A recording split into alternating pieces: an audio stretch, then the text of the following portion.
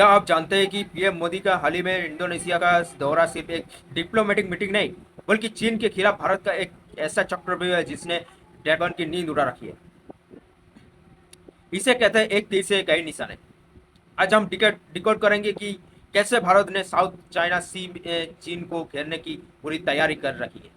पहला और बड़ा प्रहार हुआ है डिफेंस सेक्टर में। इंडोनेशिया भारत से पूरे 640 मिलियन डॉलर्स की ब्रह्मोस सुपरसोनिक क्रूज मिसाइलें खरीदने जा रहा है। अब सवाल यह है कि इंडोनेशिया को इन मिसाइलों की जरूरत क्यों पड़ी। दरअसल साउथ चाइना सी में चीन लगातार आक्रमण कर रहा है और इंडोनेशिया के स्पेशल इकोनॉमिक जोन ईईजेड यानी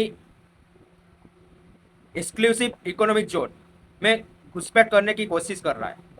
इसी दादागिरी को रोकने के लिए इंडोनेशिया अपने डिफेंस को भारत के ब्रह्मोस से पावरफुल और यानी शक्तिशाली बना रहा है। और याद रखिए, दुनिया में विकसित देश वही बनता है जो टेक्नोलॉजी और हथियार को एक्सपोर्ट करता है, और भारत अब इसी रास्ते पर तेजी से आगे बढ़ रहा है। बात सिर्फ मिसाइल तक सीमित नहीं है। इंडोनेशिया दुनिया की तीसरी सबसे बड़ी डेमोक्रेसी है और सबसे बड़ी मुस्लिम आबादी वाला देश भी है। अब वो अपने देश का चुनाव सिस्टम को आधुनिक बनाने के लिए भारत की ईवीएम यानी इलेक्ट्रॉनिक वोटिंग मशीन टेक्नोलॉजी और नॉलेज ट्रांसफर की मदद ले रहा है। भारत ने इतने दर्शकों में जितने बड़े और पारदर्शी चुनाव कराए हैं, उसे देखकर आज पूरी दुनिया हमको लोहा मान रही है।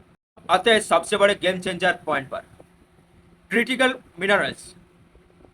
फ्यूचर साइंस और इलेक्ट्रिकल व्हीकल्स की बैटरियों के लिए सबसे ज़रूरी चीज़ है निकेल, और इस वक्त निकेल की प्रोसेसिंग पर चीन का एक तरफा कब्जा है। भारत ने इस सप्लाई चेन को सुरक्षित करने के लिए इंडोनेशिया के साथ एक बड़ा निकेल समझौता किया है। इससे भारत की अपकमिंग ईवी पॉलिसीज और मैन्युफैक्चरिंग हब बनने के सपने को एक नई उड़ान मिलेगी, वो भी चीन पर निर्भर ना होते हुए। इस तरह का सबसे भावुक और गहरा पहलू तब सामने आया जब इंडोनेशिया का राष्ट्रपति ने कहा कि मेरा डीएनए इंडियन है। इसका मतलब कोई शाब्दिक नहीं बल्कि हमारा हजारों साल पुराना सांस्कृतिक और सभ्यता की रिश्ता है।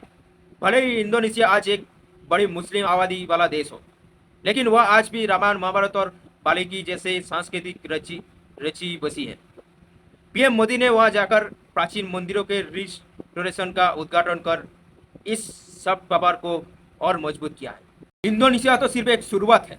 इसके बाद भारत का अगला टारगेट ऑस्ट्रेलिया और न्यूजीलैंड की तरफ बढ़ रहा है, जो सीधे तौर पर GUAD गार्ड यानी क्वाड्रिलेटरल सिक्योरिटी डायलॉग और इंडो पैसिफिक रणनीति को मजबूत करेगा।